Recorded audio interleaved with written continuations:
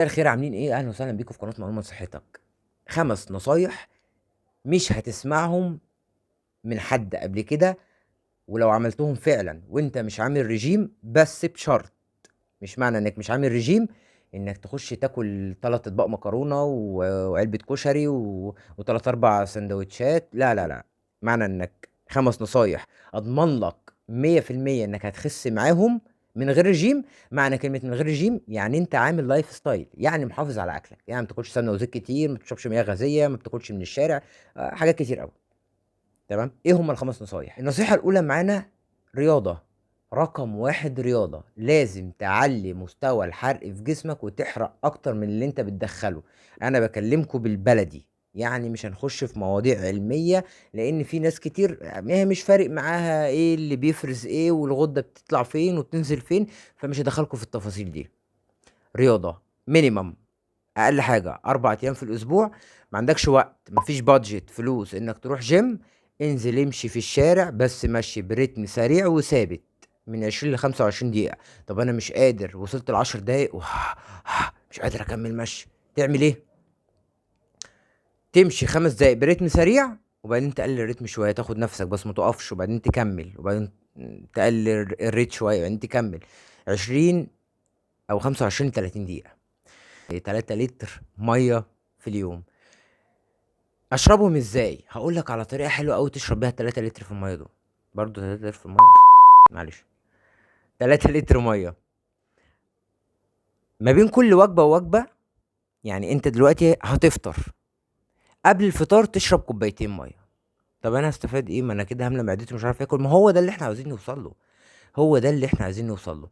لما تشرب ميه كتير قبل الاكل بطنك هتتملي، فمش هتاكل كتير، وفي نفس الوقت انا شربت كميه الميه اللي انا عايزها. هل الميه مفيده جدا او كده عشان اخس وانزل وزني؟ وممكن نعمل حلقه كامله اكتر من 7 8 دقايق اعرفك الميه بتعمل ايه علشان تخس، او وظيفتها في جسمك ايه، وبتساعدك ازاي انك تخس.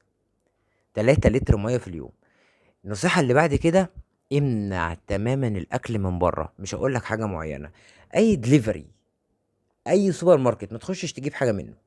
هنوقف حل الناس، هنوقف حل الناس. ما تخشش تجيب بتيهاية، ما تخشش تجيب عصير، ما تخشش تجيب مشاريب غازية بجميع انواعها، ما تخشش تجيب باكو بسكويت وتقول لا اصل ده بص سعراته الحرارية قليلة. لا لا لا، امنع اي حاجة من بره. كل حاجة هتبقى هيلسي وهتبقى عندك في البيت، وتعمل اكلك بنفسك اخر مزاج. صدقني الموضوع ده فيه متعة. بلاش نتعود ان اللي بره البيت احلى من اللي جوه البيت. لا، احنا دي حاجة بنضحك بقى على نفسنا. فدايما ابعد عن كل الحاجات اللي ممكن تجيبها من بره، عشان انت لو بتخس او عايز تخس وبتاكل من بره انت مش هتخس. ممكن باكو بسكوت قد كده تقعد مثلا عايز تعمل رياضة اكتر من ساعة عشان تحرقه. لا، احنا نبعد عن اكل بره خالص. قسم اكلك على وجبات معينة، وفي نفس الوقت خليله مواعيد معينة. يعني بتفطر 8، بتتغدى 2، بتتعشى 7. ده مفيد جدا. الجهاز الهضمي عندك البروسيسور بتاعه والاشارات اللي بتوصل للمخ بتثبت على كده، بتثبت على المواعيد دي، ان انا هاكل 8 2 7.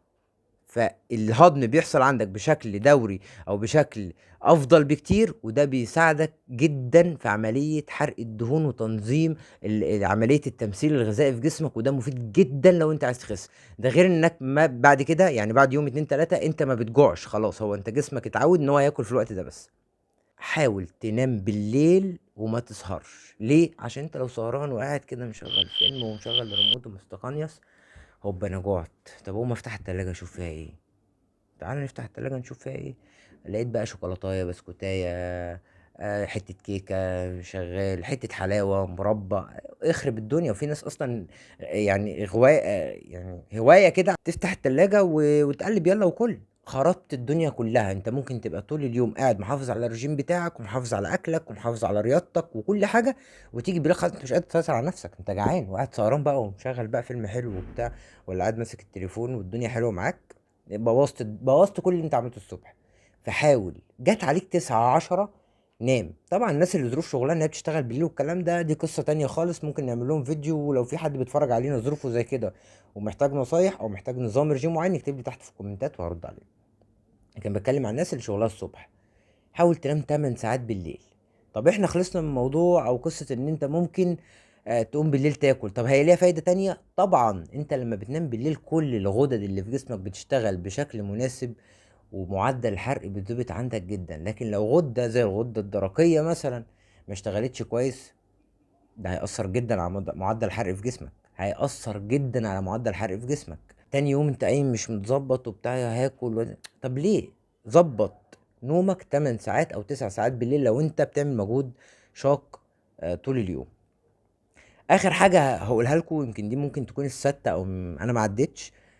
اخر حاجة هقولها لكم ودي مهمة جدا، المشروبات اللي بتعلي مستوى الحرق عندك وعلى رأسهم القرفة والجنزبيل والشاي الأخضر. دايما بعد كل أكلة، بتاكل 3 مرات في اليوم 4 مرات في اليوم، بعد كل أكلة بنص ساعة اشرب قرفة جنزبيل شاي أخضر، أي حاجة من التلاتة. اشرب 3 4 5 6 في اليوم مش إشكال. أهم حاجة من غير سكر، مش مستحمل طعم من غير سكر لأنه برضو في ناس ما بتستحملش الحاجات دي من غير سكر. استخدم سكر دايت، بلاش السكر العادي خالص، ويستحسن ويفضل يكون سكر ستيفيا. اعمل النصايح دي واوزن، بس اهم حاجه تكون مظبط اكلك. الفيديو ده احنا ما بنقولش فيه رجيم، اهم حاجه تكون مظبط اكلك، يعني باعد عن السمنه والزيت، الكربوهيدرات الكتير، السعرات الحراريه الكتير، الكلام ده كله. مظبط اكلك، بتاكل اكل صحي نضيف يعني. عايز نظام رجيم؟ برضو اكتب لي في الكومنتات، قول لي وزنك قد ايه وطولك قد ايه سنك قد ايه، ونحاول نجمع كل مجموعه شبه بعض ونعمل لهم نظام رجيم معين. ما عنديش اي مشكله، وكله فور فري، انا ما بشتغلش برايفت. فاعمل النصايح دي كلها وقول لي في الكومنتات انت عملت ايه. ولو ما لقيتش فرق بعد اسبوع، في التاني في التالت، قول عليا ما بفهمش. لو استفدت معايا في الفيديو سبسكرايب وفعل زر الجرس عشان يوصلك اشعار بكل حلقه بنزلها جديده، ولايك وشير للفيديو عشان يوصل لكل الناس، وعشان تقول لي شكرا. اشوفكم الحلقه الجايه على خير. سلام.